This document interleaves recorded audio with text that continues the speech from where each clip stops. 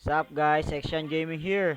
So Los Angeles Lakers versus Brooklyn Nets. So let's try to predict this game. So from now on I'm gonna speak in English so that my followers and my viewers from other country can understand. So let's go. Lakers 40 wins, 22 loss, second on the West. While the Nets have 21 wins, 42 loss, 12 in the East.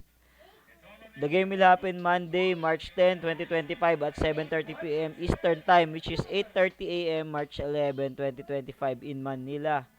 So we're Barclays Center, Brooklyn, New York. So the home court advantage will go to the Brooklyn, New York. So spread Lakers -6, Nets +6, over and under 217. So health and availability, Maxi Kleber out, LeBron James out, Jackson Hayes questionable, Luka Doncic questionable, Dorian Finney-Smith out, Rui Hachimura out. So a lot of the stars from the Lakers will be out. LeBron, Jackson Hayes is questionable. The game versus the Boston is quite close. Then all of the sudden, LeBron James got injured and they lost.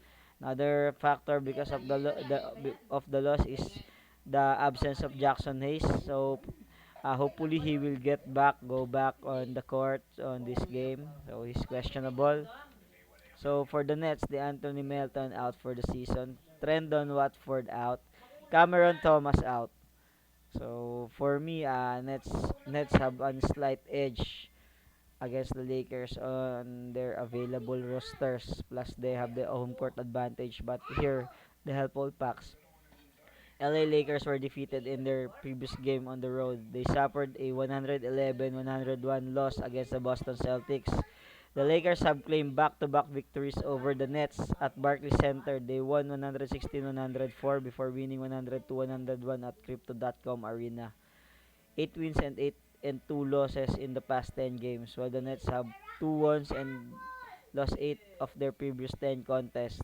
The Nets blew up 23 points advantage against the Warriors. So what can I say about this, guys? Uh, for me, for me Lakers +6. So why Lakers +6? Even though we saw the game, if you remember the game against the Pacers, the Lakers versus the Pacers. So the Lakers were underdog there versus the Pacers because they are without Anthony Davis, Luka Doncic, LeBron James, Rui Hachimura, but they still managed to win. So for me, Lakers +6. I think the Lakers can do it versus the struggling Brooklyn Nets. I think Brooklyn Nets is struggle this season. So for me, Lakers +6. Again, Lakers +6. So just reminder, guys, for those of you who like this video, please like and subscribe so that you will be notified when every time I post videos. So again, Lakers +6. Special reminders for those of you who have gambling addiction or gambling problem, please seek professional advice. Okay guys, that's all for today. Thank you and God bless. Good luck.